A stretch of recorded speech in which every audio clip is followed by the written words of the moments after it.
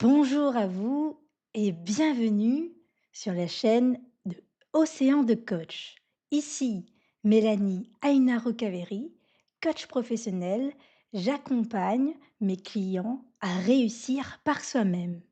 Et aujourd'hui, on se retrouve dans un nouveau bric-à-brac d'idées qui celui-ci n'aura pas de thème particulier. Ce sera donc un freestyle. Et pour commencer ce freestyle, j'aimerais Hem, faire, un petit retour sur cette journée des droits de la femme et où je me souviens sur LinkedIn, il y avait cette question qui était, quel impact, enfin de partager en tout cas sur, à propos d'une femme qui aurait eu un impact sur notre carrière. Et donc autour de moi dans le réseau LinkedIn, quand je voyais les réponses, je me suis dit que, bah, ça se voit que ce n'est pas une réponse qui vient spontanément. C'est une réponse où, la personne a fait cet effort de rechercher quelle femme, c'est-à-dire qu'il n'y a pas eu peut-être spontanément une personne, en tout cas moi dans ce que j'ai vu, hein, qu'il y a pas eu spontanément une personne qui venait en tête, mais que cela demandait plutôt une introspection. Et une introspection qui ensuite, donnait, lieu à au nom d'une femme ou la représentation d'une femme, qu'elle soit, heu, une femme qui a été rencontrée, heu, peut-être, une seule fois, par moment. Pas c'est-à-dire que ce n'est pas toujours des femmes qu'on a rencontrées. Des fois, c'est une femme qu'on a rencontrée une fois et parfois c'était des femmes qui étaient, qui sont qu'on n'a jamais rencontrés, mais que l'on voit en tout cas sur la scène médiatique, notamment, je pense, aux chanteuses et aux célébrités qui elles aussi, ben, agissent au travers de leur art, ont des effets sur nous et sur nous, notre vie personnelle, mais également et bien sur notre carrière aussi. Et donc,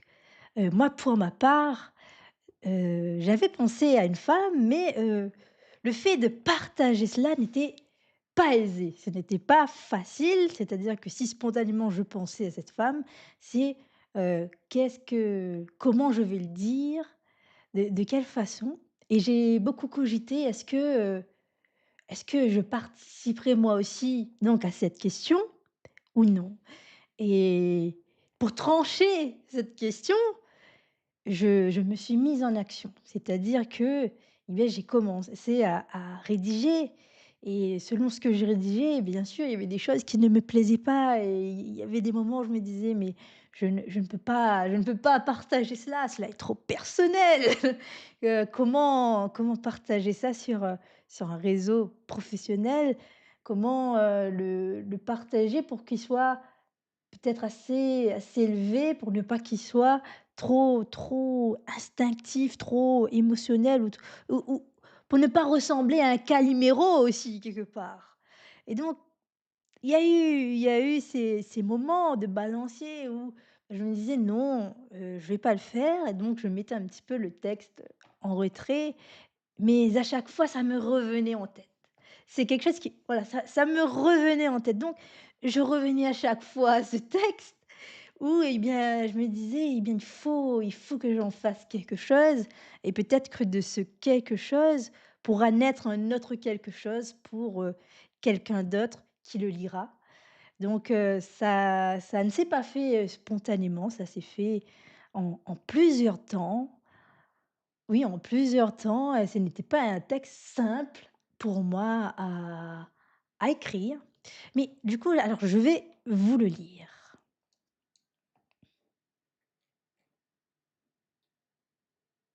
Et pour illustrer ce texte, j'avais pris un tableau dont je vous parlerai, tout à l'heure. Alors je commence la lecture.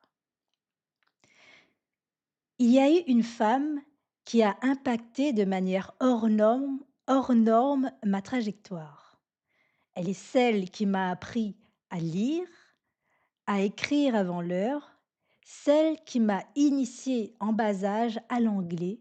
celle qui est venue pour signer la feuille d'inscription pour mon entrée à l'université. Et je crois qu'elle est celle qui, dans ses actes extraordinaires pour une maman, m'a insufflé de la patience à l'autre,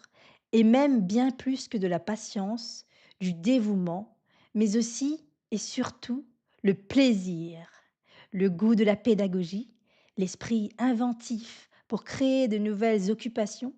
la vivacité à questionner l'autre pour qu'il apprenne dans des matières que l'on ne m'avait moi-même jamais apprises. À l'âge adulte, quelques mois avant mon départ pour la métropole, il y a eu cette jouissance singulière d'avoir décroché ce contrat d'intervenante anglais auprès d'enfants en maternelle. Quand j'ai expliqué à celle qui m'a recrutée pourquoi je voulais faire ça, il y avait eu au travers elle, dans ses yeux, une telle émotion. Et elle ne le sait pas,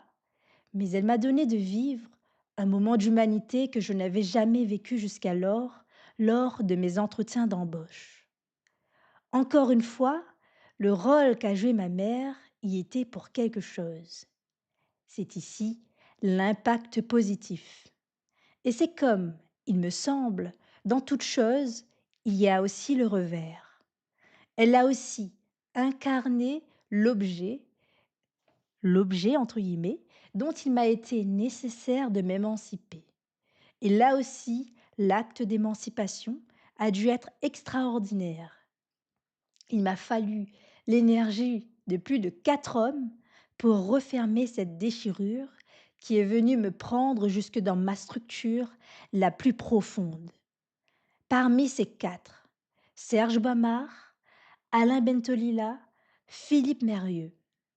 J'aime à dire, pour rire, qu'ils constituent à eux trois la Trinité. C'est dire à quel point ils ont été pour moi salutaires. Ce sont ces hommes qui, à leur tour, m'ont insufflé ce droit de comprendre, cette envie d'apprendre et qui m'ont rappelé ce sacerdoce qui m'a touché dès l'enfance, découvrir, transmettre. Et s'il fallait imager ce que ma mère m'a apporté, je dirais qu'elle m'a fourni d'abord un fonds pour acquérir des outils dont sa propre mère avait été privée, des outils qui m'ont par la suite, au contact de nouvelles rencontres, permis de déconstruire quelque chose pour reconstruire autre chose. L'expérience d'écriture me montre à quel point elle est essentielle. L'écriture est cet acte par lequel on peut s'unir, se désunir et faire exister à l'extérieur ce qui n'existe qu'en nous-mêmes. Elle nous donne un pouvoir et une infinité de possibilités dont je me dis que pour moi, il faudrait être un fou allié pour ne pas le prendre, ne pas l'apprendre. Alors, vous aussi, permettez-nous de vous lire. Écrivez, faites-en votre question. Quelle femme a eu un impact sur votre carrière? Hashtag IWD26. Exprimez-vous. George Steiner le disait, lire, c'est répondre fraternellement à l'appel désespéré de l'écriture. Et donc, pour illustrer ce post, j'y ai mis un tableau de Marie-Louise Fairchild qui s'intitule Rose et lys. Et ce n'est pas n'importe quel tableau, parce que c'est un tableau qui a orné les murs de ma chambre quand j'étais enfant. Et c'était un de mes tableaux préférés à ce moment-là. Donc, j'ai mis ce tableau-là qui est, si je ne me trompe pas, un autoportrait de Marie-Louise Fairchild et de sa propre fille, qui est dans une sorte de berceau. Alors je ne connais pas exactement le terme, mais qui est sous les ombrelles et sont entourés de fleurs et enfin, que vous pouvez donc, voir sur LinkedIn ou alors en tapant sur Google Marie-Louise Fairchild, Rose et lys.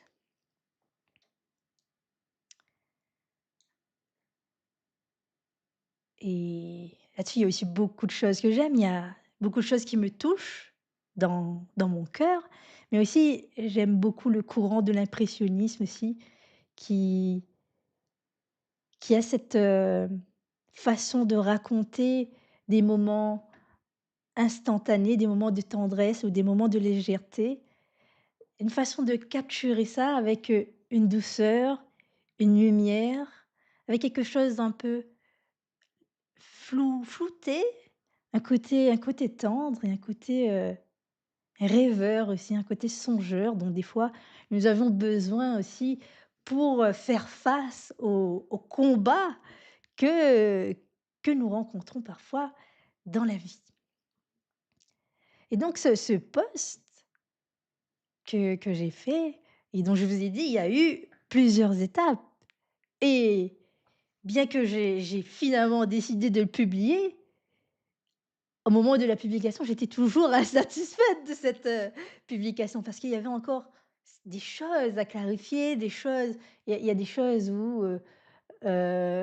je j'ai déjà une idée de ce que j'aimerais apporter, mais je pense que dans l'écriture, il y a aussi quelque chose qui est important aussi,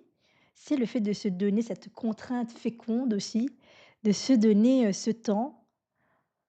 Oui, de se donner ce temps-là où,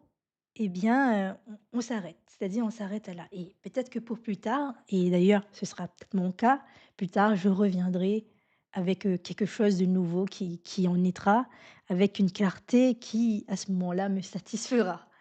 Mais déjà là, pour moi, il était arrivé là un moment de maturité où je me disais: «Même si je n'étais pas 100 satisfaite»,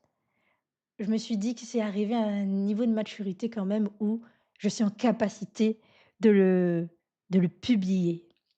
et je pense que l'écriture est vraiment quelque chose de très, très, de particulièrement important parce qu'il permet déjà de faire sortir des choses de nous qui sont en profondeur et dont dans le quotidien pas, nous n'avons pas, comment dire ça? Le temps d'aborder, le temps d'aborder, que ce soit avec nous-mêmes, que ce soit avec d'autres personnes. Donc c'est aussi un moment, que l'on peut se réserver et où l'on peut, aller voir, des pièces d'un puzzle que l'on peut mettre ensuite, que l'on peut associer et donc là, je dirais que quand je l'ai brandi ce puzzle, quand j'ai brandi sur LinkedIn, sur le post, eh bien, le puzzle n'est pas encore complet à mon sens. C'est-à-dire qu'il y a une partie, mais une partie déjà qui traduit déjà un sens suffisant pour qu'on puisse, en re pur pour qu'une personne qui le lise puisse repartir avec quelque chose pour elle, au-delà, de mon histoire personnelle. Parce que c'est aussi quelque chose qui est important pour moi. C'est de ne pas rester sur, j'allais dire l'infantile, sur, l'instinctif, sur l'émotion qui est importante justement à voir, mais aussi, bah, de l'élever et aussi, de parler aussi, de faire un dialogue, d'établir un dialogue avec des personnes qui nous sont inconnues et dont on ne connaît rien de leur vie quotidienne, de leurs combats, mais qui pourraient venir avec ces parties de puzzle-là, avec cette vision que j'ai offerte, ces points de perspective-là, venir, toucher, venir toucher,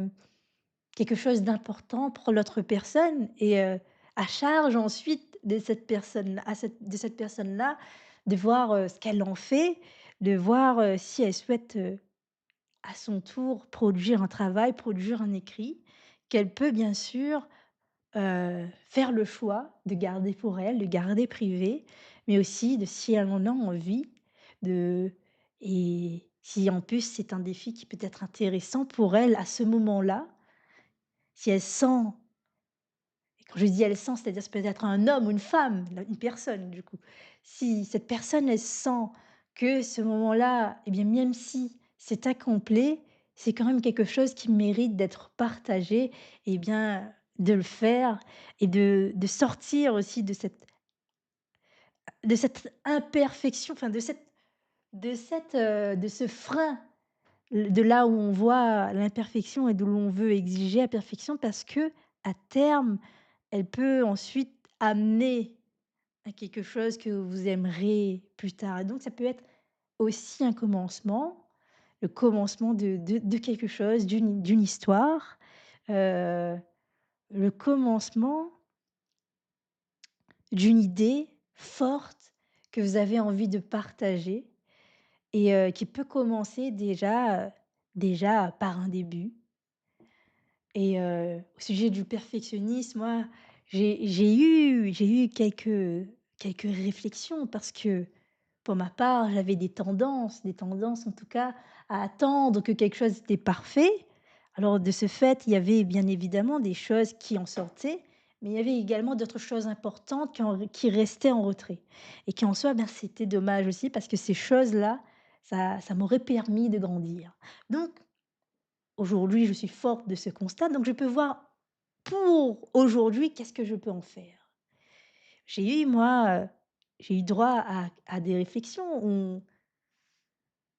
On me l'a dit par la suite et du coup, j'ai pris, pour acquis, mais on m'a fait cette remarque, «Eh bien toi,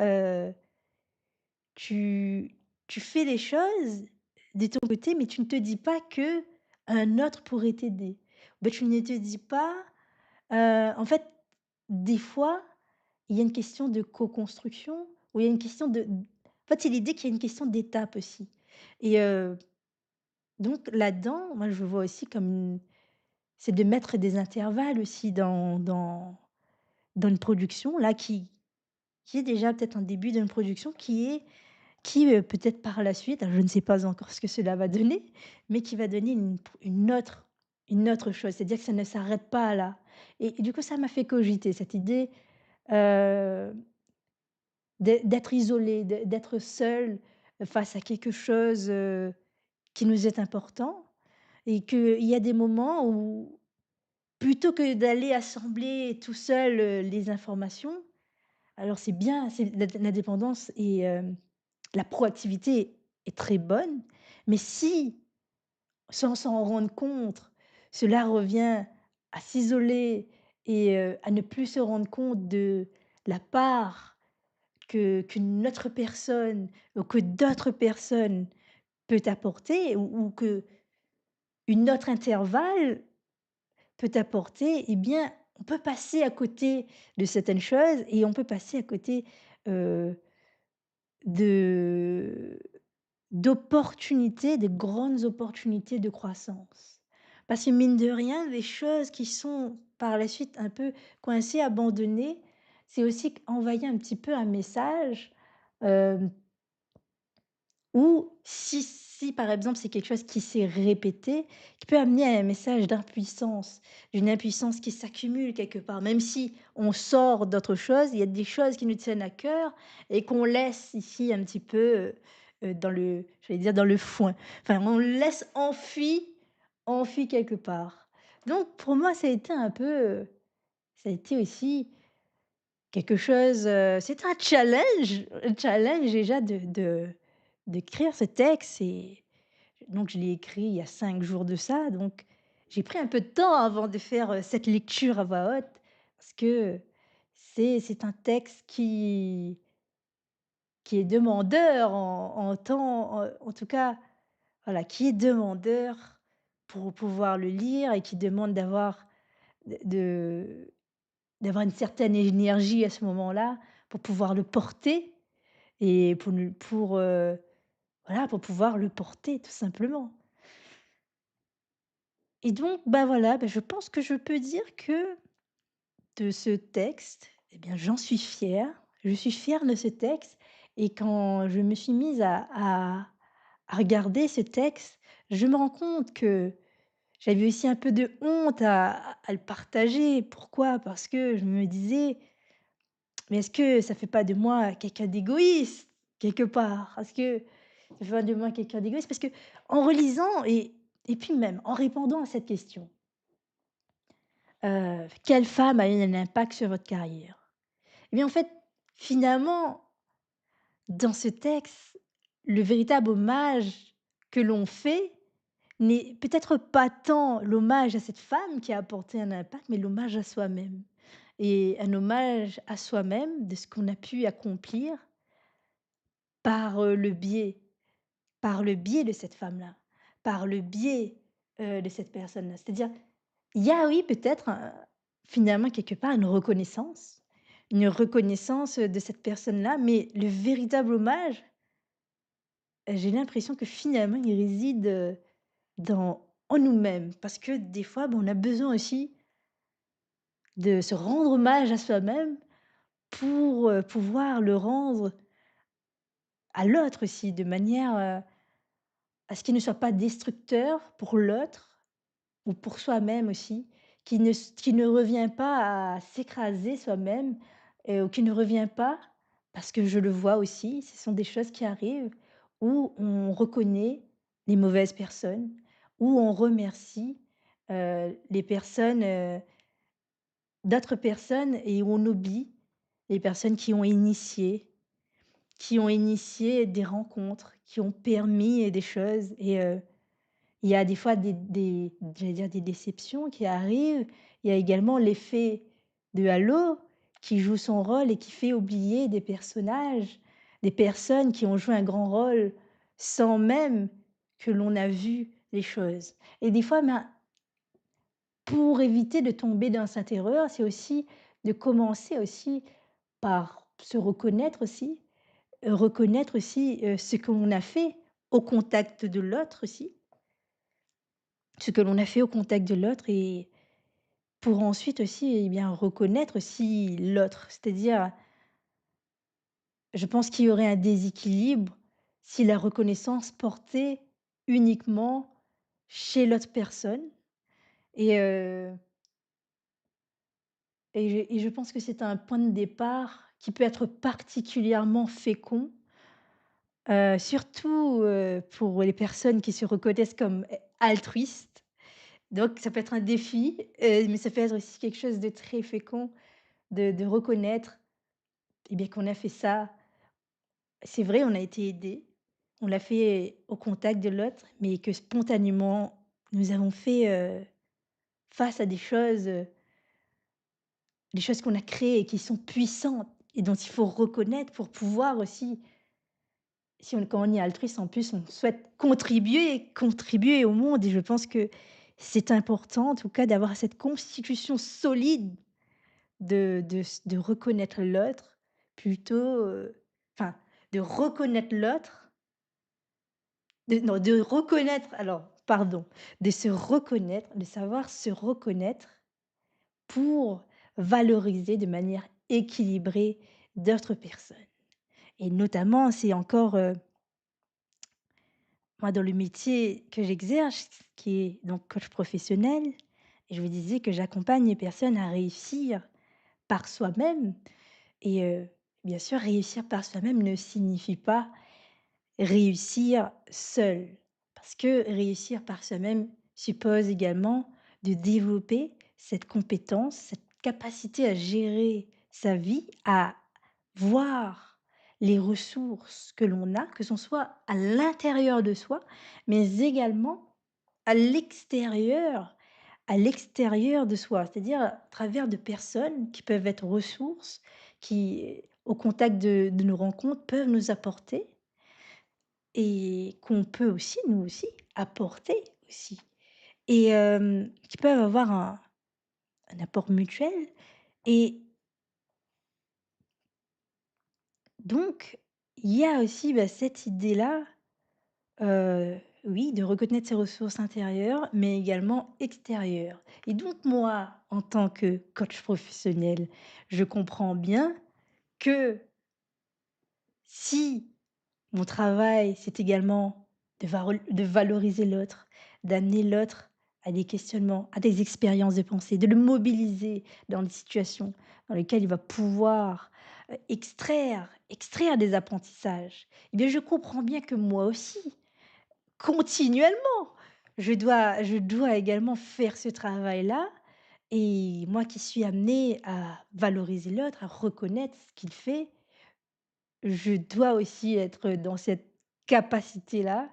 de reconnaître ce que je fais, des combats que j'ai menés, des leçons que j'ai en tirées et que même si parfois c'est par fragments que je peux déjà, par ces fragments-là qui ont une telle puissance, qui peut déjà apporter aussi à l'autre et qui peut apporter à moi-même en ce que je reconnais la puissance de ce fragment-là. Donc voilà ce que je souhaitais partager et d'ailleurs, ben, je voulais encourager aussi. Alors c'est vrai, c'est le 8 mars, on parle de cette journée, mais on peut le faire ce travail-là,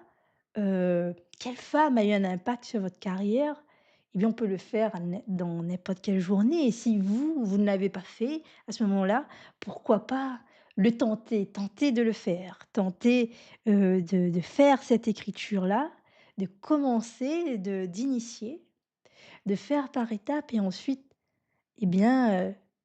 celles qui ont pour les personnes qui ont envie de partager ce fragment-là avec nous sur LinkedIn, de le partager. Donc voici ce que je voulais vous partager donc aujourd'hui.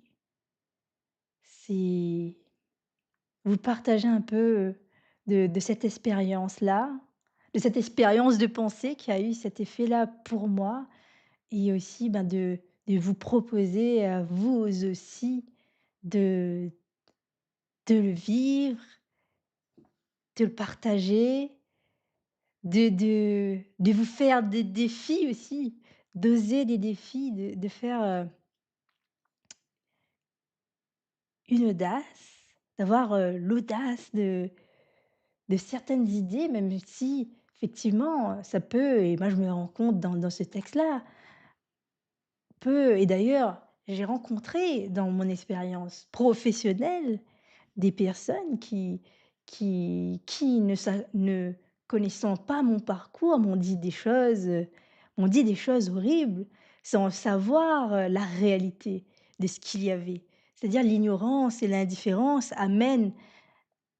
inéluctablement, j'ai envie de dire, à ces personnes-là à émettre des commentaires, qui peuvent venir, heurter heurter, et donc j'ai bien compris qu'il fallait développer une souveraineté de moi-même, c'est-à-dire fort de ce que je sais. La personne ne sait pas. Elle a commenté sans savoir. Elle a mis une étiquette. Eh bien moi, je peux décider, cette étiquette n'est pas bonne pour moi. Et ça d'ailleurs, c'est quelque chose que j'ai appris en voyant une fois un commentaire qui était assez drôle, d'une personne où il y a eu à un moment donné des frictions et du coup j'avais lu ça, il me semble, c'était sur LinkedIn d'ailleurs, où, eh bien il y avait une personne qui avait réagi de manière virulente. Je me souviens plus des propos, mais c'est vraiment ça, c'est quand l'autre personne a dit: «Ceci n'est pas bon pour moi». Alors ça m'avait vraiment fait rire, mais je me dis: «Mais ouh là là! Mais qu'est-ce que c'est que ça? Ceci n'est pas bon pour moi, donc je sais plus ce qu'il a dit. Je vous le ah oui, ceci n'est pas bon pour moi, votre commentaire n'est pas bon pour moi, je vous le restitue. Et je me suis dit: «Mais waouh, mais qu'est-ce que c'est que ça?» Et sur la durée, c'est quand même une idée qui est restée et je me suis dit: «C'est une idée pas inintéressante». Parce qu'il est vrai qu'on grandit aussi au contact de la remise en cause, mais il y a des moments où il faut apprendre à se dire quand est-ce que cette remise en cause n'a pas à avoir lieu et d'être en capacité de restituer, comme, disait cet homme-là et voilà, de restituer, un commentaire, bah, cela ne me con ne com ne je sais plus comment il a dit, j'ai oublié là, mais en tout cas, ce que cela ne m'apporte pas du bien. C'est un commentaire qui me réduit et donc de f c'est une façon aussi de faire cette distance et de comprendre aussi que nous n'avons pas à justifier à des personnes qui sont ignorantes, et qui n'ont, pas d'effort de curiosité, ni d'effort de se demander si il y a une sécurité entre les personnes qui a lieu pour amener une discussion, heu, voilà, qui n'est pas soucieuse en tout cas de ces choses-là, eh bien, bien sûr, la personne n'a pas à se justifier et elle est souveraine de ce qu'elle pense et de si elle souhaite effectivement si elle souhaite effectivement, f faire le jeu de cette personne-là, ben, elle le fait après à ses risques et périls, selon si elle y voit une opportunité ou non. Mais si elle a évalué qu'ici, il n'y avait rien de bon à gagner, elle a tout intérêt à laisser en plan, ce commentaire-là, à lui dire cela. En plus, il lui dit, c'est-à-dire il lui signifie, eh bien, ce commentaire-là, voilà, cela il n'y a rien de bon pour moi dans ce commentaire et c'est déjà faire preuve de lucidité que de se dire, à l'intérieur de soi-même, c'est-à-dire on n'est pas obligé déjà de dire à la personne ça. Mais déjà, le fait de se reconnaître, cette, le fait, oui, le fait de se reconnaître, de reconnaître déjà à l'intérieur de soi-même, bah, que l'on n'a pas à porter, de justification, en tout cas dans les conditions dans lesquelles l'autre personne vous a parlé. Eh bien, c'est déjà une force, en fait. On n'a pas à jouer le jeu, ce jeu insolent, ce jeu puant, ce jeu qui, en plus, heu, est-elle porteuse pour la relation? Est-elle porteuse pour l'individu à qui il est adressé? Voilà et donc c'est aussi une liberté, une souveraineté que l'on construit à chaque fois que l'on fait preuve de ce discernement-là, de cette lucidité-là. On n'a pas continuellement à justifier ou à se sentir aussi, heu, attaqué. C'est-à-dire qu'à terme, on développe une espèce de calme face à à l'autre et moi ça face à aux attaques infondées de l'autre et moi ça me fait penser là, hem, il y a eu un moment très joyeux que j'ai vécu en regardant, un une animation, je crois que c'était une animation japonaise. Qui portait sur, Princesse Kaguya. Je me rappelle plus le terme exact, mais je crois que c'était Princesse Kaguya et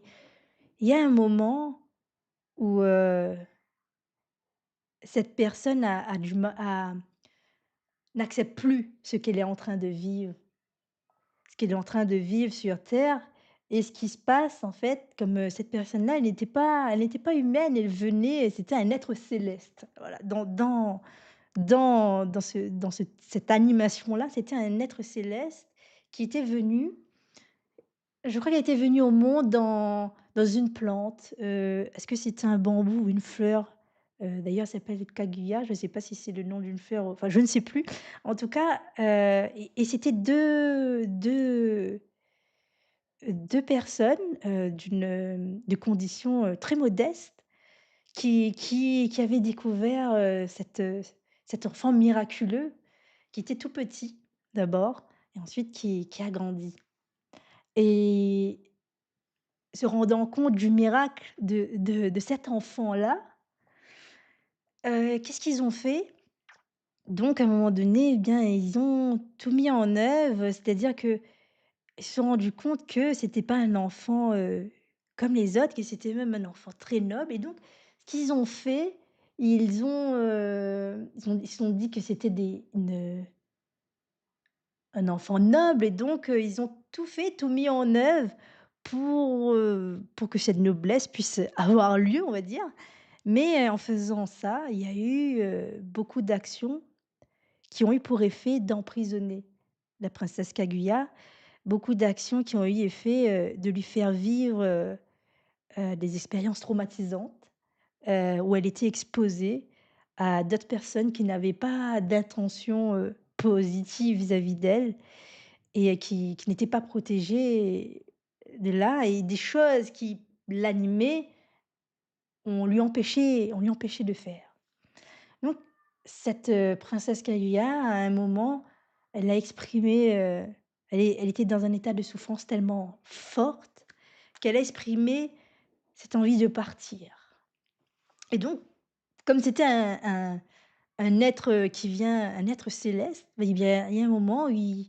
y a eu quelque chose d'exceptionnel où, il y avait toute, une horde de, je sais pas trop quoi, bah, d'êtres célestes et avec on voyait aussi un grand Bouddha et en fait, quand ils arrivaient, eh bien, c'était vraiment il y avait une musique qui se jouait, mais c'était une musique incroyablement joyeuse, incroyablement qui en fait, qui créait vraiment énormément, enfin, en tout cas, moi, ça suscitait beaucoup d'émotions. C'est-à-dire qu'au moment où j'ai vu ça, j'étais heureuse, en fait. Ça créait un sentiment de béatitude, quelque chose de alors qu'il y avait quelque chose de d'horrible qui était en train de se passer. C'est-à-dire qu'en fait, hem, alors il me semble qu'à ce moment-là,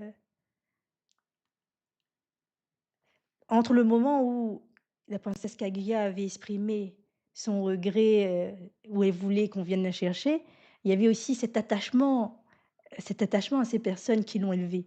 Donc elle aimait aussi et je crois bien qu'elle ne voulait pas être arrachée de ses parents-là.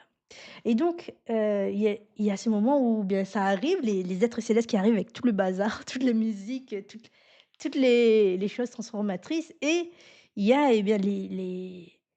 parents de Kaguya qui à ce moment-là avaient développé une force et qui avaient une armée et il y a toute l'armée qui agissent, enfin qui souhaitent se battre contre des êtres célestes,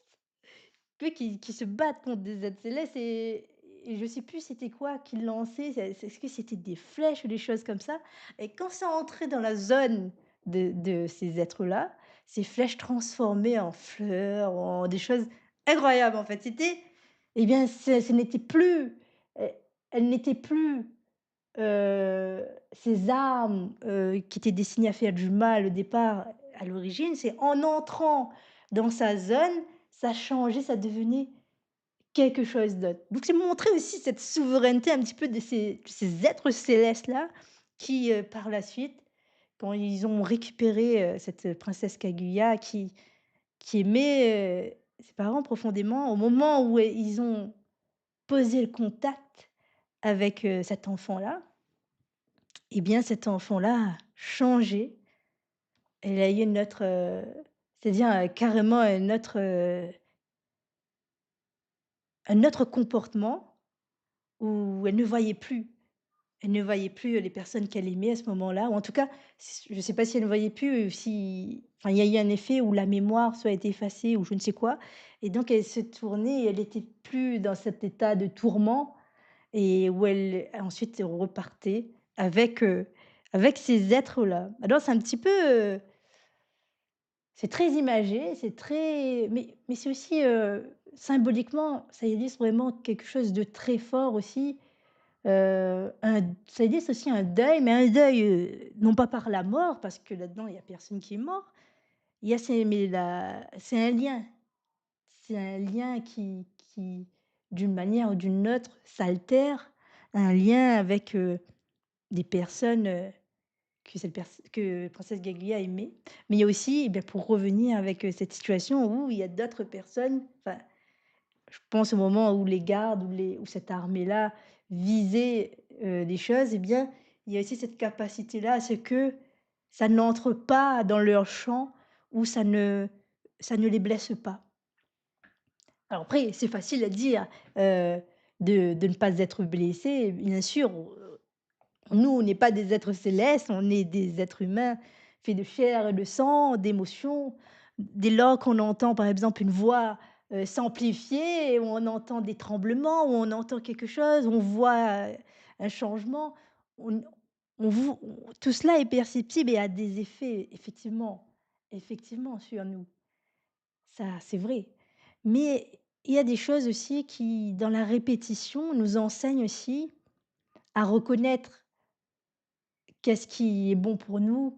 qu'est-ce qui ne l'est pas, qu'est-ce qui en vaut la peine, qu'est-ce qui n'en vaut pas la peine et qu'est-ce qui vaut la peine de tourner le dos aussi. Quand les choses deviennent intenables, deviennent mauvaises, à la fois pour soi et pour l'autre, eh bien, quitte à prendre des décisions impopulaires, il faut les prendre et c'était aussi ça, penser par soi-même. Alors je ne suis pas en train de dire qu'il faut absolument casser tout lien où là il y a conflit, que nenni, non, pas du tout. Il y a des moments où effectivement il y a, alors je dit conflit, mais ça peut être autre chose que conflit, c'est peut-être pas le bon mot. Mais là où il y a des difficultés, des choses dures, il y a aussi, d'autres chemins. Il y a aussi d'autres chemins. Moi, le mien, dans les choses que j'ai essayées, les différentes choses, que j'ai essayées, eh bien, à la fin, ça m'a amené au constat, eh bien, qu'il fallait partir et qu'il fallait couper des liens qui pourtant étaient fondateurs et je dis bien dans cette phrase, il m'a fallu l'énergie de plus de 4 hommes pour refermer cette déchirure qui est venue me prendre jusque dans ma structure la plus profonde. Et je l'ai écrit d'une façon pour, ne pas sombrer dans l'émotion aussi, pour me contenir. Parce que, en face, il y a de la puissance qui peut qui peut me tirer vers le bas et en plus, à côté de moi, il peut y avoir des ignorants, des personnes qui ne savent rien, des incompétents aussi, parce que des fois, ce sont des personnes qu'on l'on trouve dans des associations qui ne savent rien aussi. Ça arrive. Alors là, c'est une balle perdue, mais bon, eh bien, voilà, ça arrive ou ça fait partie aussi de l'humain aussi, quand il sait pas aussi, de se permettre de dire, des choses et alors qu'une personne est en train de vivre l'enfer et qu'elle est seule à ce moment-là, qu'elle est seule et qu'elle doit faire face aux opinions impopulaires, aux personnes qui ne savent rien de la réelle situation de ce qui se passe et qui se permettent de commenter, d'amoindrir ce que vous faites. C'est quelque chose qui fait mal. Oui, qui fait mal et dont, eh bien, à force, on apprend. On apprend à se dire: «Eh bien, oui, mais déjà, j'aurais pas le temps d'expliquer à tous et c'est certainement pas le lieu ni l'endroit, voilà, mais eh bien, je suis pas obligée, de rester au contact de personnes, comme ça, de personnes, qui en plus d'ignorer parce que ignorer en soi n'est pas grave, mais ignorer et faire semblant de connaître quelque chose et de pas rechercher ou de ne pas questionner, de ne pas avoir de la curiosité, même s'il y a des curiosités qui peuvent être négatives, parce que comme je disais, des fois, il y a pas de lieu aussi à ça. C'est aussi et moi je le vois aussi dans mon métier, il y a des moments où on dit des choses la personne dit des choses importantes, mais ce n'est pas le lieu pour creuser cette chose importante. C'est qu'il y a lieu ici qu'elle le symbolise par quelque chose pour pouvoir avancer et pas simplement de nous, par notre curiosité malsaine qui va pas aider,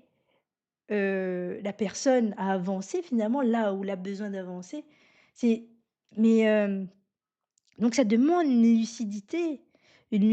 d'aller au-delà de cette curiosité malsaine, d'aller sur quelque chose et là j'ai envie de citer encore, Olivier Reboul: «Qu'est-ce qui vaut la peine d'être enseigné? Ce qui libère et ce qui unit». Et il y a des fois, il y a des gens qui disent des choses qui non seulement ne libèrent pas et qui non seulement n'unissent pas. Alors,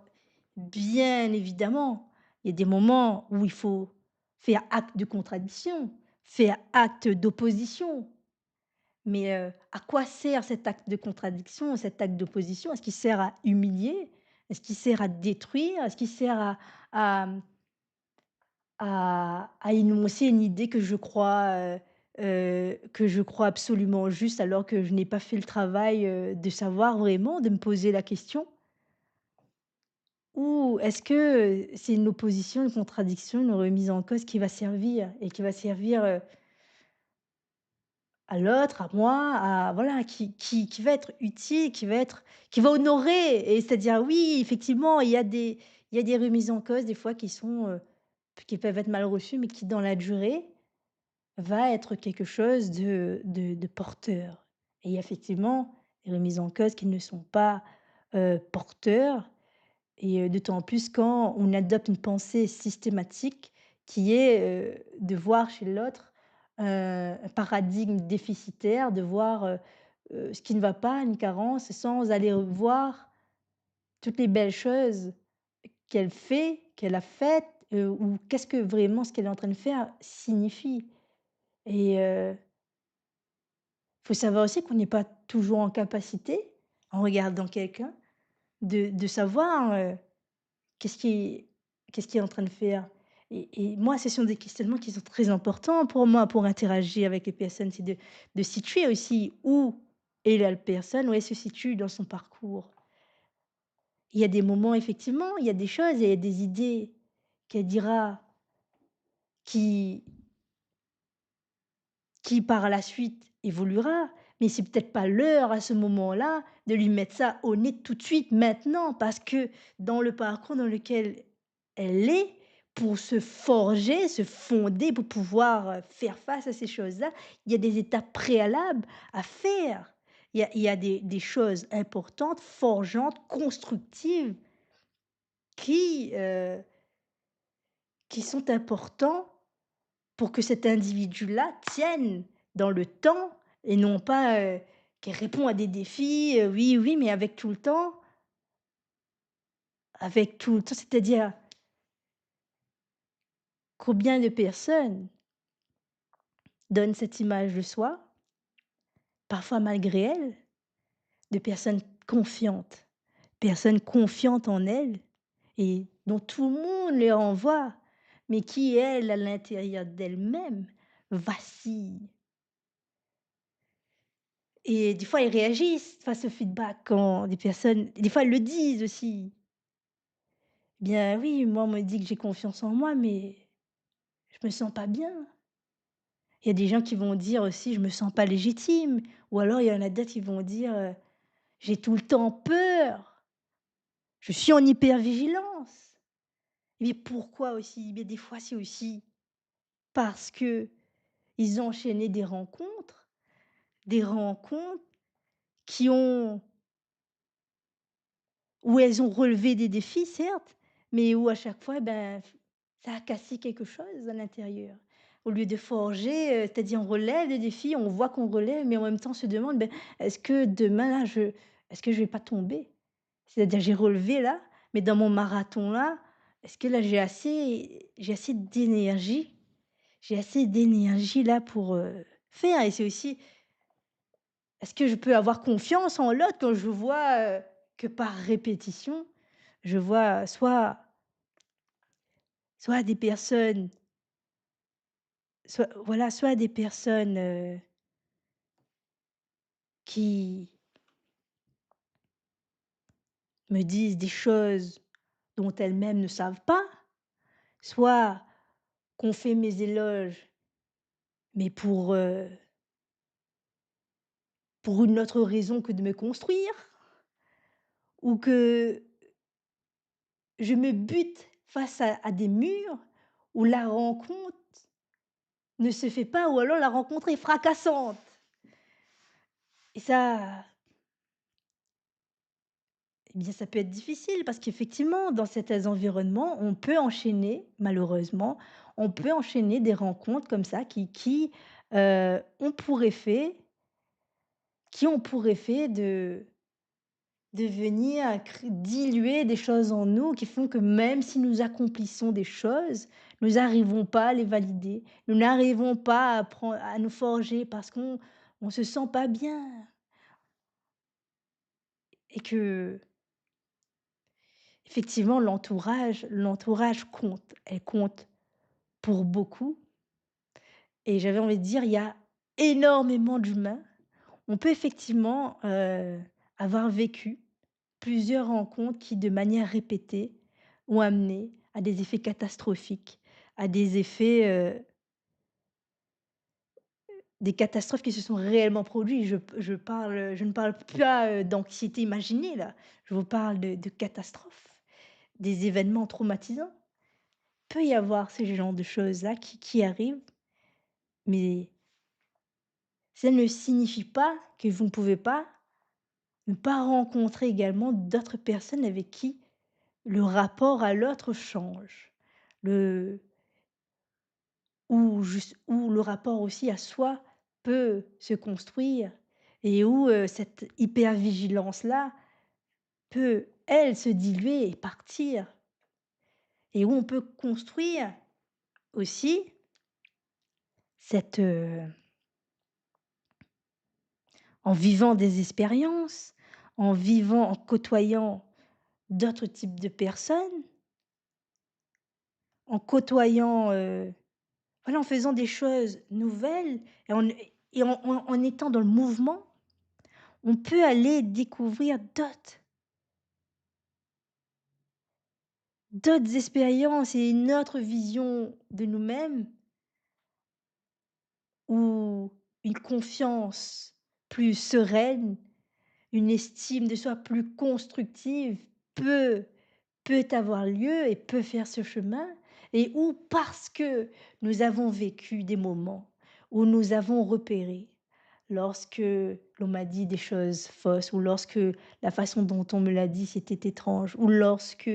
là ce qu'elle m'a dit cette personne-là elle a pas le droit de me dire ça. Eh bien on arrive à faire, des leçons, à construire cette protection-là pour ne pas retomber dans des travers. Parce qu'il y a aussi cette idée, alors je ne sais pas bien à quel point elle est vraie, mais je me questionne, je me pose la question et je pense que ça joue peut-être un rôle. Mais il y a aussi ce fait où on dit que on s'accroche à ce que l'on connaît et notamment, eh bien, quand on a vécu dans un lieu, dans un environnement où, les choses n'étaient pas rassurantes, de manière inconsciente, on va aller chercher dans nos prochaines rencontres, dans les amis qui nous entourent, dans, les personnes avec qui on va travailler, dans, machin, des personnes qu des choses que l'on connaît déjà, qui va nous rappeler des choses que l'on connaît, alors sans s'en rendre compte. Je trouve que c'est intéressant et c'est intéressant aussi de se poser cette question quand il y a des choses qui se répètent. Alors bien sûr, il y a des fois, il y a des choses qui se répètent pour différentes raisons. Il y a aussi, des contextes particuliers. Je parlais notamment des domaines. Il y a des domaines, par exemple professionnels où, c'est en forte tension. Il y a une désorganisation dans la plupart des services et dans, les chances que vous allez rencontrer, des personnes épuisées, fatiguées, qui vont être, exécrables, sont puissantes et donc de ce constat-là, l'individu aussi peut prendre, des décisions selon, les options qu'elle aura choisies. Mais c'est vrai aussi, bah, que c'est important aussi de cette question, est-ce que inconsciemment je ne suis pas, attirée par, des choses que j'ai connues déjà sans m'en rendre compte et ça peut faire mal parce qu'on peut se dire: «Mais en fait ça fait mal de se dire que nous-mêmes, on est en train de se tirer vers le bas, sans s'en rendre compte inconsciemment» et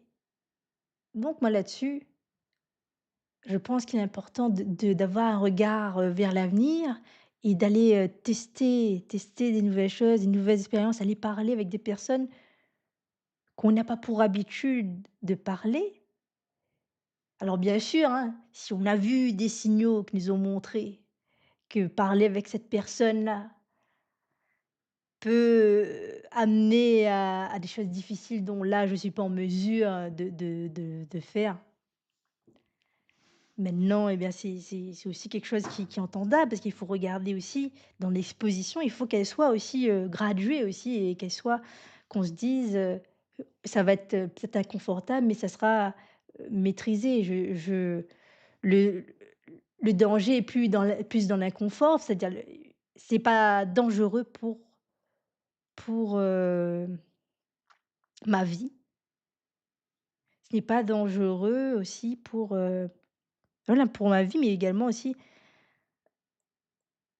c'est aussi important de voir aussi, est-ce que, il y a des choses est-ce que par rapport à là, au moment où j'en suis, est-ce que c'est est-ce que ça va pas plutôt me casser et m'obliger à réactiver des processus de résilience et à retarder des choses que j'aurais pu faire maintenant? Ou en fait, c'est la question aussi de est-ce que c'est digne d'engagement et d'intérêt aussi? Donc d'aller vers plutôt des expériences porteuses, d'aller, tester des choses nouvelles qui peuvent commencer par des choses simples, hein. Faire des petites activités simples déjà avec soi-même qu'on n'a pas l'habitude de faire ou alors qu'on faisait avant et on fait moins et qu'on aime. Ça peut être une activité artistique, ça peut être aller aussi dans des ateliers aussi où on va rencontrer des personnes aussi en qui va être, portée sur, l'art aussi et où on va, heu, peut-être petit à petit reconstruire un petit peu cette, ce côtoiement un peu, avec l'autre, dans un autre cadre, qui dans un cadre qui ne va pas éveiller, en tout cas les pires instincts de l'autre, mais qui va au contraire amener à l'individu à être porté sur des choses belles et à vivre un bon moment. Ça peut être quelque chose de réparateur aussi, de faire ça et d'aller vers des personnes nouvelles. En faisant des choses comme ça, on casse aussi des schémas et aussi, de cesser aussi, notamment quand on voit que de manière répétée, en faisant de manière répétée avec d'autres personnes, qu'on voit, que en fait, c'est pas porteur pour nous de côtoyer ces personnes-là aussi, de lâcher aussi, de lâcher, d'ailleurs, hier, donc Frédéric Ranganayagui avait fait un live, une conversation avec, avec une entrepreneuse qui se nomme Laetitia et qui parlait de choses que je trouve salvatrices salvatrices pour un entrepreneur et même pour toute personne. C'est-à-dire elle parlait à quel point cette expérience d'entrepreneuriat a été pour elle transformatrice, à quel point cela lui a donné une maturité et que ça l'a appris, enfin ça à se détacher aussi de personnes et il y a une chose, aussi qu'elle a dite et qui venait, d'une autre personne qu'elle avait rencontrée et qui lui avait dit, c'est, lorsque dans une pièce, lorsque vous êtes dans une pièce et que personne ne peut rien vous apporter, eh bien, c'est de changer de pièce. Et donc, je trouve que c'est une image aussi, très importante aussi, de voir aussi que quand on est dans des liens ou dans des choses où soit on s'éteint ou, on ne sait pas pourquoi on est là ou ce genre de choses-là, eh bien oui, c'est le mouvement, ce fameux leitmotiv, des entrepreneurs là, le mouvement créer la chance et il y avait en tout cas dans cette conversation-là, il y avait beaucoup de choses intéressantes et importantes aussi, je pense qu'ils peuvent être salvatrices, à entendre, hem, ah oui, à entendre et j'ai envie aussi de rebondir sur, il y a quelques jours, il y a le 12, voilà, le 12 janvier, donc j'avais fait cette célébration du projet de la Gazette Oxygène et il y avait un numéro que j'ai particulièrement aimé parce que c'est celui que j'ai réussi à le plus élever, je trouve, par rapport au point de départ ou par rapport aux idées où c'était arrivé. Parce que moi, ce que je trouve important au moment dans le projet d'écriture, c'est il y a ce moment où il y a effectivement on a des idées, mais en fait, il y a ce côté transformateur, ces idées vont évoluer et des fois, ça va amener à une idée, qui était pas du tout celle de la première et voilà, c'est la preuve aussi qu'on évolue, qu'on grandit et qu'on a fait un réel travail où on apportait déjà à soi et où on peut élever pour apporter un message qui peut être universel quelque part, qui dans lequel l'autre personne peut s'approprier, même si c'est s'approprier de la façon dont elle le souhaite, peut-être pas, parce que des fois on peut aussi s'approprier, en faisant le contraire aussi parfois. Il y a des personnes qui font ça et qui peuvent être productives aussi, mais ou alors en améliorant aussi. Et donc, c'était, je me souviens plus du numéro, mais c'est le titre du numéro, c'était: «Faut-il envoyer bouler les conseils?» Et dedans, je parlais également des différentes possibilités que l'on a, d'exercer sur un conseil. C'est-à-dire un conseil parce qu'en fait, un conseil inapproprié, c'est un conseil inapproprié peut avoir des effets néfastes sur l'estime de soi. Et donc mon idée, c'était de ramener un petit peu cette, connaissance-là, ces droits-là qu'on a de face à un conseil, eh bien, on peut également exercer différentes actions. Qui est, autant on peut le retourner, parce qu'il y a des moments, il y a des conseils qui seront bons pour l'autre et pas pour soi. On peut le retourner, on peut aussi, l'améliorer, c'est-à-dire des fois, c'est un bon point de départ, mais peut-être pas prendre tel quel, mais aussi, bah, de réfléchir comment ce conseil-là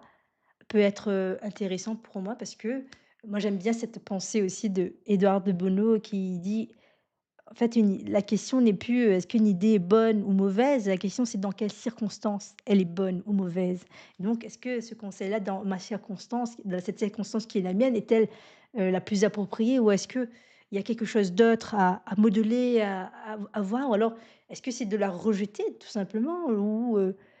l'analyser? Enfin, voilà, il y avait plusieurs, propositions de verbes, de ce que l'on peut faire, le conseil, qui nous donne, qui nous ramène à avoir du pouvoir et à ramener cet espace-là où on n'est pas à la merci dans l'ascendance de l'autre. Et d'ailleurs, moi je me souviens dans une expérience professionnelle que j'avais particulièrement aimée où j'étais, juriste consultante et donc où je recevais les adhérents d'une association de défense des consommateurs, où je les recevais en direct et où, ils repartaient avec des orientations et avec, un courrier, notamment c'était des lettres de mise en demeure ou alors, une mise en relation ou alors une ini où moi j'avais initié, un dialogue avec, d'autres personnes de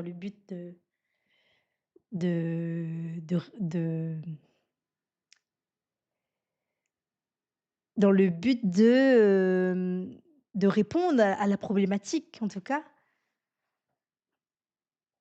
Et bien, dans cette expérience-là, c'était donc déjà pour moi, c'était une expérience vraiment importante parce que c'était important pour moi que la personne repartait avec les idées claires. C'est-à-dire, elle arrive, heu et la personne, elle exprime, son problème de telle façon et moi, je n'ai pas à si bah, moi en tant que professionnelle, donc à ce moment-là, j'ai professionnel de l'accompagnement, mais à ce moment-là,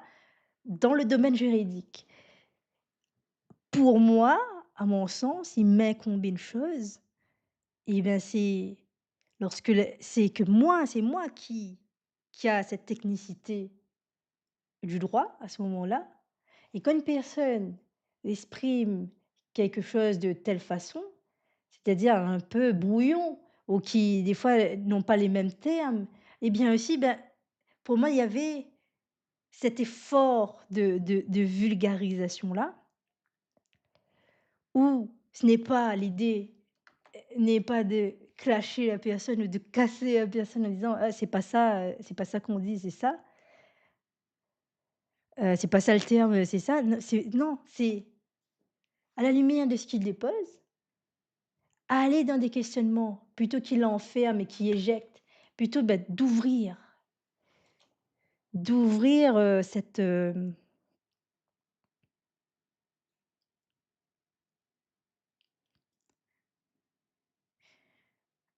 d'ouvrir le dialogue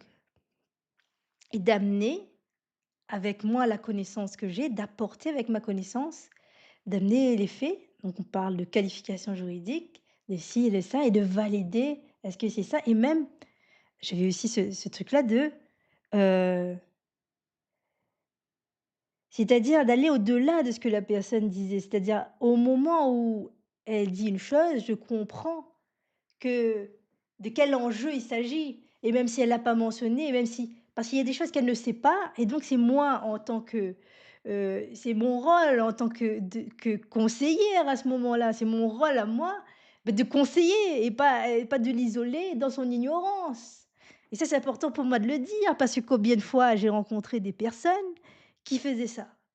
Qui faisait ça avec d'autres personnes ou avec moi-même. Alors que et on voit bien dans la façon de diriger le questionnement,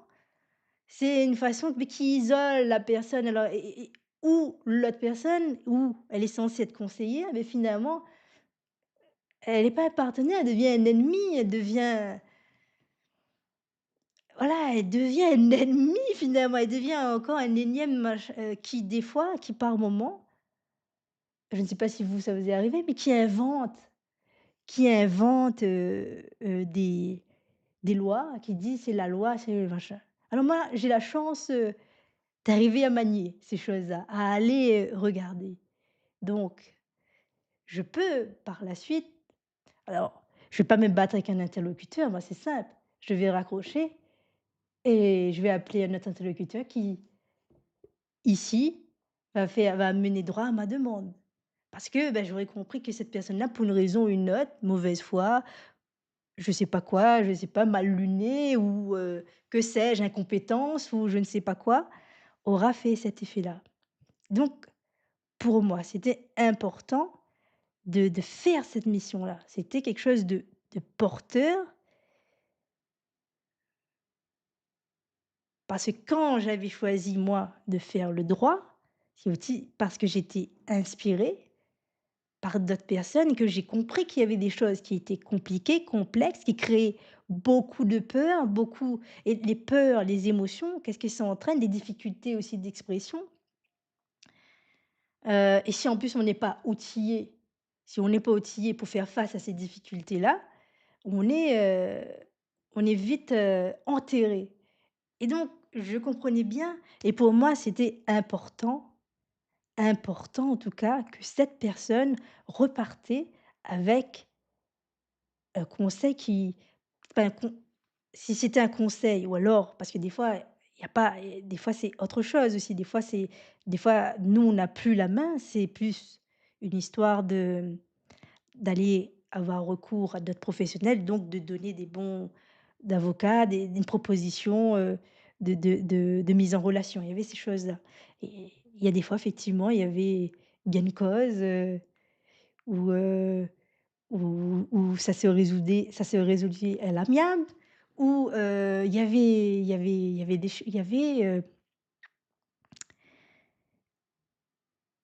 avait satisfaction d'ailleurs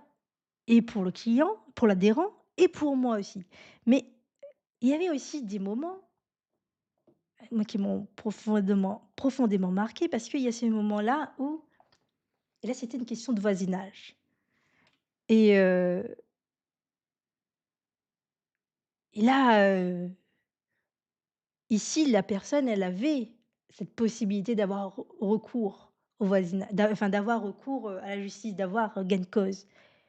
et donc je lui ai présenté cela et moi ce qui m'a marqué, c'est que la personne, elle a pas souhaité, non, elle a pas souhaité, faire ça et qu'est-ce qu'elle m'a dit? Qu'elle va déménager et moi j'étais profondément étonnée, profondément choquée parce que je me dis: «Mais vous avez les moyens, enfin vous avez il y a la loi qui va vous aider, il y a les textes, il y a» Vous pouvez faire, des choses et parce qu'en fait, quand je pars à un endroit, si je pars à un autre endroit, en fait, je sais ce que je perds, mais je sais pas ce que je gagne aussi quelque part et donc j'étais dans une incompréhension à ce moment-là. Je me souviens que ça m'a fait un choc. Mais pour ce monsieur-là, au regard, de ce qui existait là, c'était quelque chose où lui, il s'est dit: que ce combat-là, il souhaitait pas le mener tout simplement. Il préférait partir, il a préféré initier un mouvement. Il a préféré, initier un mouvement. Ça m'a marqué ça de voir mon insuffisance, de voir mon insuffisance de ce ah oui, de voir mon insuffisance, c'est-à-dire que je pouvais pas, enfin, c'est-à-dire que, bah, si lui il a je sais pas quelles ont été les suites de ça, mais lui c'était, eh bien,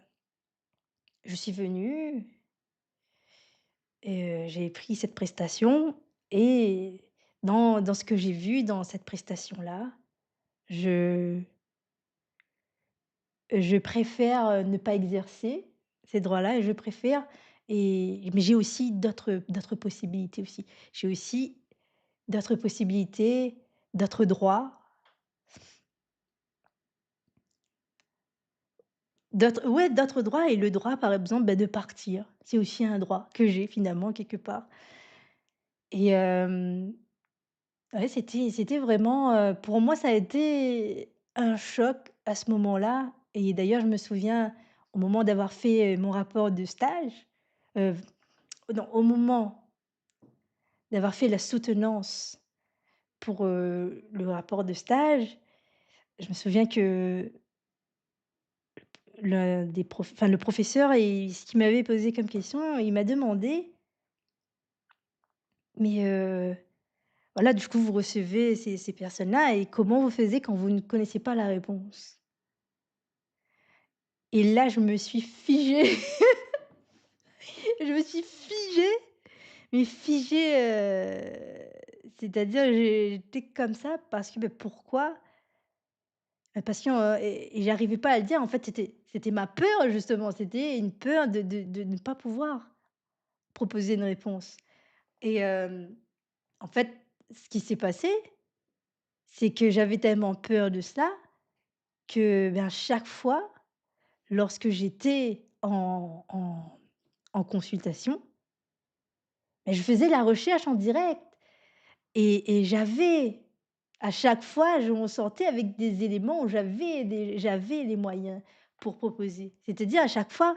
j'avais cette articulation, il y avait des propositions. Donc il y a jamais eu quelqu'un qui était ressorti où je lui ai dit, heu, où voilà, où je lui ai dit, que,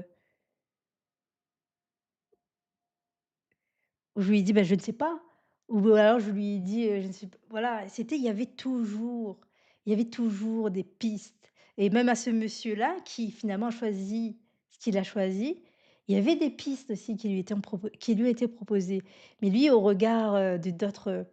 considérations, il a décidé de ne pas le faire. Alors peut-être avec un autre accompagnement, je ne sais pas quelle aurait été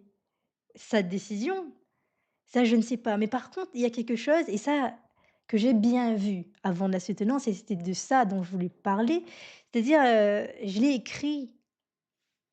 sur ce rapport-là. C'est alors attendez, je vais retrouver. C'était ça, c'est quelque chose que j'avais perçu. C'est: «Les cadeaux sont comme les conseils, ils font plaisir, surtout à ceux qui les donnent». Et c'est vraiment ça, je parlais tout à l'heure d'ascendance ou c'est vrai que de donner un conseil, il y a quelque chose quand je faisais ça, il y avait une réalisation et je sentais qu'il y avait cette réalisation en moi, qu'il y avait, cette réalisation, ce fait de voir que face à un problème, j'arrivais à à trouver les pièces du puzzle et ça dans un et et ça j'étais fière parce que par rapport aux autres personnes qui étaient là, c'était pas le même process, c'est-à-dire, que les personnes revenaient plusieurs fois, ils pouvaient venir 2 ou 3 fois et n'avaient pas de réponse. Et moi, pour mon cas, grande fierté, c'est que, eh bien, ils ressortaient avec quelque chose. Il y avait ressortez avec des éléments, avec une possibilité et certains avec même, gain de cause aussi. Des fois, peut-être pas dans le 1er, mais par la suite, on recevait des courriers où justement, on voyait, beh, qu'ils recevaient gain de cause et là, c'est vraiment pour moi, effectivement, c'était un plaisir, mais je me suis rappelée de cet homme-là, de c'est-à-dire, il y a aussi, comme moi, c'était là ce que cette expérience dont je vous parle que j'ai tant aimée, c'est une expérience qui s'est fait sur 2 mois seulement, mais que j'ai vraiment appréciée et c'est-à-dire qu'il y a des personnes dont j'ai vu ce que ça a donné et d'autres dont je n'ai pas vu aussi. Mais où, ben, moi, j'ai pu expérimenter de ce plaisir de répondre à une problématique. Alors ici, ce qui est bien, c'est que la personne me l'a demandé. Donc, je suis dans une posture, on va dire, où on sait qu'on m'en voudra pas de l'avoir demandé. Quand c'est pas comme quand, on vous demande rien et que vous ouvrez votre bouche sans savoir, c'est-à-dire moi, il y a dans le process où j'ai questionné aussi pour valider des choses et pour pas poser des ques pour pas des pour vérifier et pour pas aller dans des choses à côté, pour prévenir, en fait. Il y a des précautions. C'est pas quelque chose qui fait on met les pieds dans le plat, j'ai envie de dire, où on sait pas, on sait rien et on part à la va-vite et ça, je sais que c'est facile, c'est facile, en fait, de parler et c'est cette conscience-là aussi. Les cadeaux sont comme les conseils, ils font plaisir surtout à ceux qui les donnent et la question, c'est quand est-ce qu'ils font plaisir aussi à ceux qui les reçoivent? Ça aussi, je pense que c'est important aussi, je pense, en tout cas à mon sens, que lorsque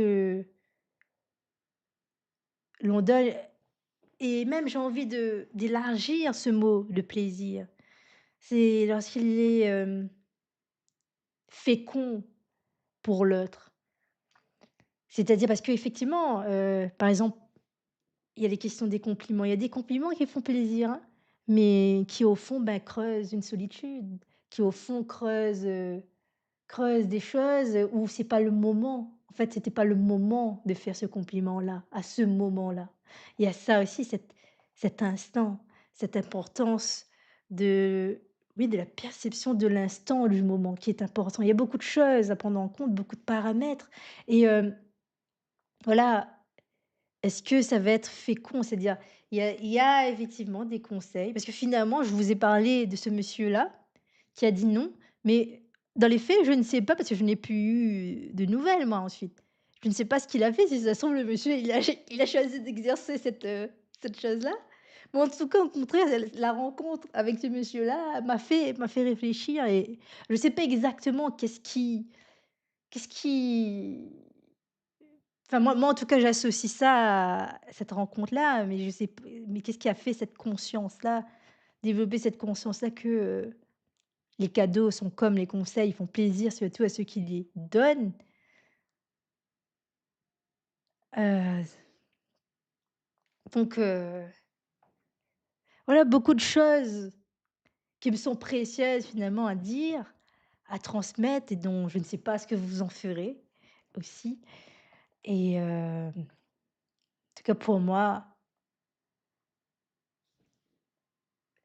donc pour revenir à cette, gazette-là et donc vous pouvez aller voir aussi, bah, la vidéo où j'en parle sur, ce qu'on peut dans ce numéro-là, je parle des actions que l'on peut avoir, c'est-à-dire cette liberté que l'on a, nous, en tant que réceptionneur, réceptionniste ou, comment dire ça? Receveur, d'un conseil et aussi, je propose également, des questions, que l'on peut également se poser, en tant que avant, de proposer un conseil aussi. Mais bien que je reconnais également l'urgence aussi de certains alors là, ce ne sera pas un conseil, mais par exemple, je parlais dedans, dans cette vidéo-là, de ce moment où il y a eu, une personne SDF qui est arrivée alors qu'il y avait plein de gens autour et qui m'a signifié à moi et ma cousine que, bah, attention, il y a le tram derrière vous, de se mettre, de tel côté. Donc ça, c'est très bienvenu, on n'a pas à trop s'interroger sur la question. Donc voilà un peu, j'ai évoqué le pouvoir que peut avoir l'écriture, j'ai évoqué aussi, ben, cette importance aussi de pouvoir se détacher de ce qui nous dessert, de cette importance aussi, bah, de se questionner aussi dans nos interactions avec l'autre aussi, est-ce que à ce moment-là, c'est quelque chose, qui est bon, mauvais pour la relation? Pour, quelle marque ça va laisser chez l'autre aussi? On peut se demander. C'est une question de responsabilité et c'est vrai, on a une liberté, mais la liberté ne nous, ne n'exclut pas les responsabilités et c'est important aussi. C'est important aussi de le rappeler.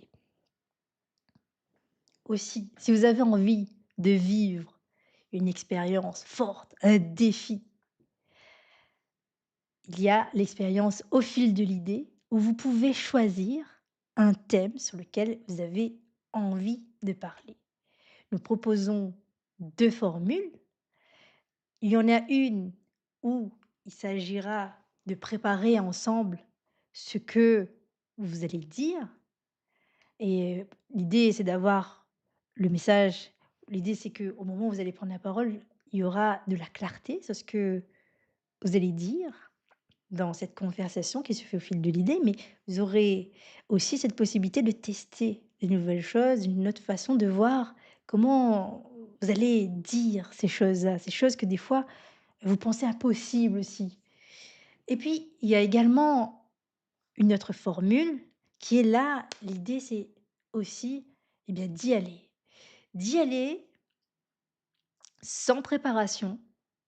de faire cette conversation au fil, qui peut également être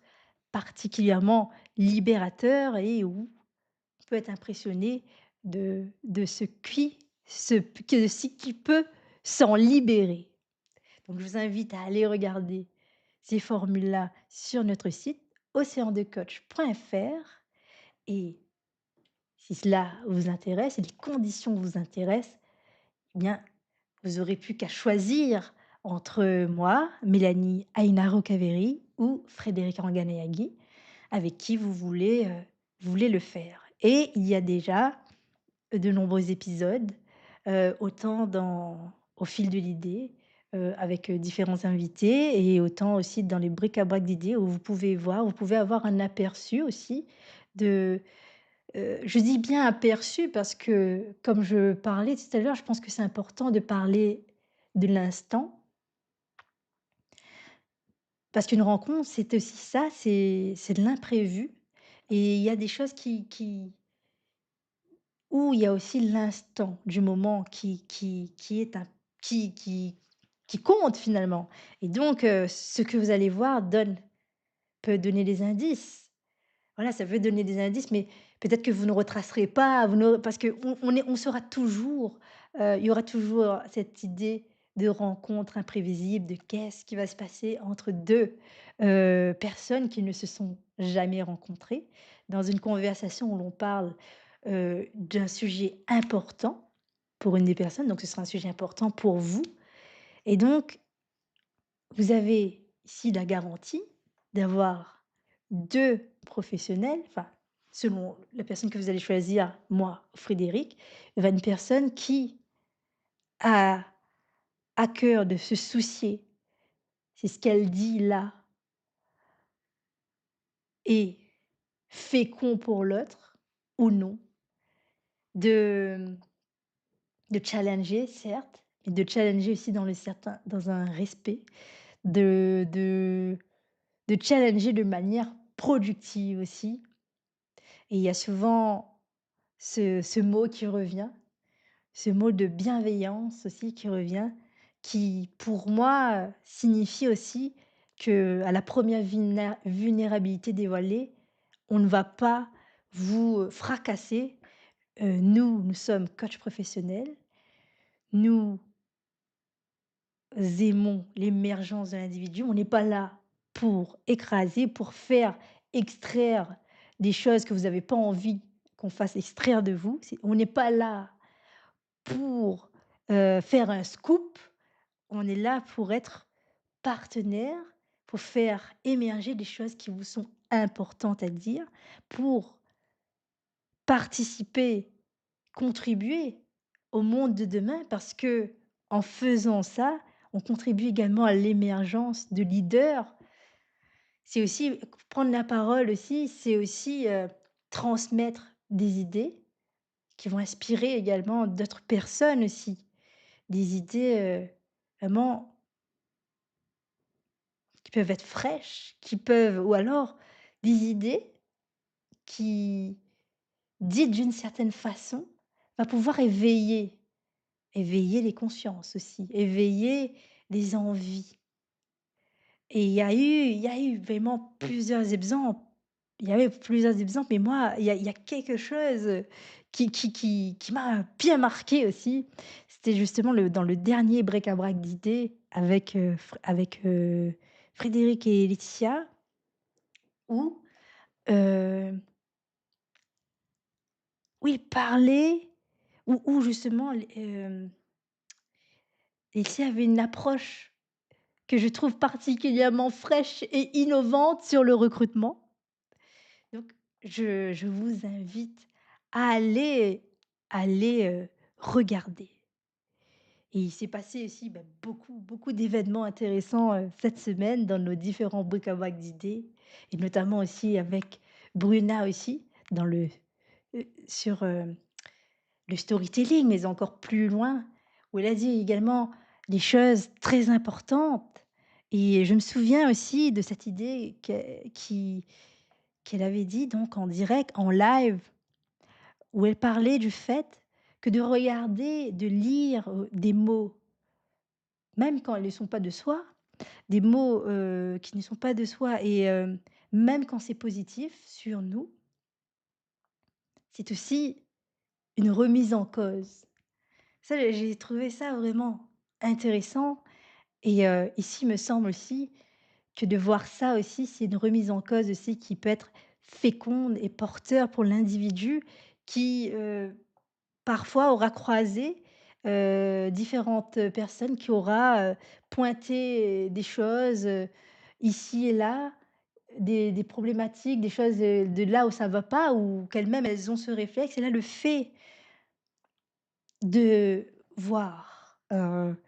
un texte dans lequel qui retrace ça, ou bien le fait de vivre une expérience en direct, en live, où vous voyez par rapport à ce que l'on vous renvoie, vous voyez les choses fortes que vous avez faites. Vous avez un regard différent qui ouvre des passages que vous n'avez pas soupçonnés. Donc je vous invite vraiment,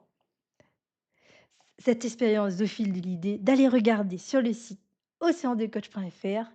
et ensuite, de provoquer notre rencontre pour que l'on puisse faire émerger les idées ensemble. Je vous remercie pour, cette écoute. On est samedi, donc je vous souhaite un très bon week-end et je vous dis à très bientôt. Au revoir.